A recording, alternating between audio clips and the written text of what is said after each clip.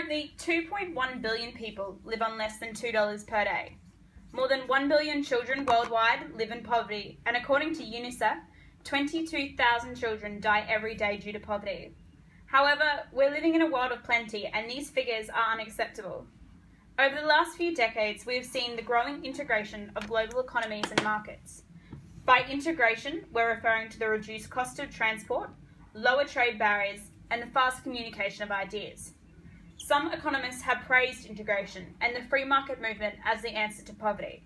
However, according to the World Bank, this apparent poverty-reducing free trade has seen poor countries with about 2 billion people being left out of this process of globalization. These people have become marginal in the world economy, leading to a declining income and rising poverty. Globalization and the free trade movement is not their answer. Whilst we should acknowledge that unfavourable geography, being landlocked, and prone to disease may have induced their weak policies, institutions and government, it is still our duty to promote the development of these nations. The cornerstone of fair trade is sustainability in economic growth, social benefits and environmental sustainability. And whilst acknowledging the economic benefits of free trade, we firmly believe that fair trade is more important as a result of the positive social externalities it produces for society. So what exactly is fair trade? Fair trade means established standards where producers are paid a minimum price for their product. This price minimum ensures that producers can cover their costs to ensure sustainable production. This price minimum acts as a safety barrier for farmers, guaranteeing market price even at periods when world market prices fall below a sustainable level. Additionally to this price guarantee, there is an additional sum of money called the Fair Trade Premium, received by these farmers producing fair trade certified products. This money goes into a commercial fund for workers and farmers to improve their social, economic and environmental conditions to ensure the sustainability of their practices. Fair trade standards apply to a number of producers and organisations to ensure the democratic structure, minimum wage guarantee, the right to trade unions, health and safety standards, adequate housing when relevant. Those products certified as fair trade by abiding by such criteria are marketed with a fair trade mark. Fair trade products range from tea and coffee to non-food products such as flowers, sports balls, and seed cotton. Alternatively to the fair trade model, free trade operates as policy in international markets where governments do not restrict the imports or exports of a nation. An example of free trade is the European Union, which has established open markets. Most nations today are members of the World Trade Organization, an organization who established multilateral trade agreements. However, governments still impose some protectionist policies against complete free trade, intended to support local employment.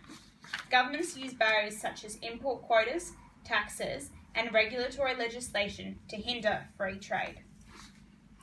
Fair trade operates to ensure the sustainability of environmental practices. 3 of every 4 people in developing countries live in rural areas, meaning most of these people depend on the agriculture industry for their livelihoods. Therefore, the sustainability of these practices is of the utmost importance. Fair trade supports sustainable practices in ways that free trade cannot. Free trade could rather lead to the opposite effect in that it rewards producers and suppliers that perhaps exploit people and the environment to produce at the cheapest price. However, this implies that in order to stay competitive, producers may use harmful chemicals and unsustainable environmental practices. These unsustainable environmental practices create negative externalities. Externalities are the effects of economic transactions to a party who did not choose to incur such effect. Meaning, when a producer chooses to produce his commodities without a concern for environmental sustainability, whilst he may not bear the effects of his decision, someone further down the line is going to have to deal with the repercussions of his behaviour. As a result, the low costs of the producer sells his products for do not truly reflect the cost of production, as they do not take into account the negative externalities being simultaneously produced with the goods. The harmful environmental practices not only put farmers in a position where they may make their land infertile and reduce the life of their farm, but they can unwittingly compromise the local ecosystem. Fair trade rather provides vigorous environmental standards, encouraging farmers to better protect their delicate ecosystems and reduce the use of harmful chemicals. Fair trade standards and fair trade certification safeguard future agricultural practice. Fair trade is therefore more important in that it guarantees the long-term sustainability of agricultural practices, the long-term economic growth, rather than simply rewarding the most cost-effective producer. Aside from the positive environmental aspects of fair trade allows communities to invest in human capital to spur and sustain economic growth. Adam Smith explained human capital as the useful abilities of members of a society. The acquisition of these abilities and talents are part of the individual's fortune, and so likewise are part of the fortune to the society the individual belongs. Therefore, an investment in the dexterity of a worker through human capital investment should be considered in the same light as technological innovation or an instrument of trade, which though costs a certain expense, will be repaid by profit. The model of fair trade operates in a stark contrast to conventional economic theory. Rational economics aims to maximise the return for buyers of commodities by a power imbalance. Fair trade alternatively aims to address this power imbalance by creating a producer-consumer relationship which links production and consumption via an innovative supply model. Fair trade's cornerstone is equity, and by distributing economic benefits between the producer and the consumer more equitably, producers can invest in human capital to benefit increased productivity and allow producers to achieve a basic standard of living. Why is this relevant to fair trade? Well, the New Growth Theory sees investment as the key ingredient in growth, which includes this human capital we've been speaking about. By investing in human capital and infrastructure, the New Growth Theory largely unhitches the constraint of marginal diminishing returns. This theory highlights the contribution of human capital in the production process, validating the role of fair trade principles in sustained economic growth. Reports by Deloitte, the IMF, and RBS show that investment in industry and human capital show high returns across the board during 1980 to 2012. High returns from investment mean workers are earning a fair wage for their work, enabling them to earn enough money to eat, look after their families, and ensure their livelihood. Aside from the benefits associated with fair trade, it's important to acknowledge the benefits associated with free trade. According to the World Bank, where average GDP and economic growth is compared, a significant link has been found between economic growth and successful trade liberalisation. Not only does fair trade provide a means for poverty reduction, but free trade can be seen as a powerful force in poverty reduction. One significant economic argument associated with free trade is specialisation. We see specialisation in markets such as the way Japan produces cars, France produces wines, and Bangladesh produces clothes. Specialisation allows countries to produce where they have a relative cost advantage, so that they are able to employ more of their human and physical capital. However, despite the purely economic argument, specialisation is not always a good thing. While specialisation encourages the most efficient producer, it does not guarantee the producer is the best man for the job, but rather the cheapest. Bangladesh is a prime example of this.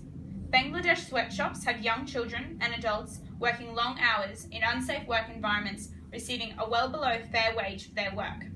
This form of specialisation is not right. Additionally to the specialisation argument supporting free trade supporters will argue that fair trade cannot offer as much economic return. A sound body of economic literature supports free trade as a means to economic growth. However, it's important to acknowledge that there are other measures of success aside from simply GDP growth. Other measures such as Human Development Index, life expectancy, rates of education, and the Gini coefficient, which measures income equality. GDP should not be the ultimate measure of success. Fair trade rather sees the potential gains associated with increases in well-being economically, socially, and environmentally. Aside from the benefits associated with fair trade, we must acknowledge the difficulty it may take to implement fair trade standards and the additional costs which may be incurred. Ensuring fair trade standards is far more costly than allowing workers to work in unsafe and unfair conditions. However, free trade itself is not the simplest policy to implement either. Australia is currently trying to implement a free trade agreement with China and has been trying for the last 9 years, and yet we still don't have one. The administration costs alone associated with such an agreement would be excessive. Whilst acknowledging the difficulty of implementation of both trade approaches, the benefits of social values of fair trade far outweigh the inconvenience and costs associated with implementation. Ultimately, at the end of the day, fair trade promotes the sustainability of economic growth, the environment, and improved well-being. As part of a global world, the livelihoods of all people are important. Ensuring the working conditions of workers, the safety of all people, and the chance for nations to develop economically on the world stage should be at the forefront of political debate. So how do we reduce poverty to achieve this? It's a perplexing issue. However, what is clear is that fair trade produces positive externalities in social benefits, human capital investment, and sustainable environmental practices, which should be considered far more important than what free trade offers in terms of short-term economic gains.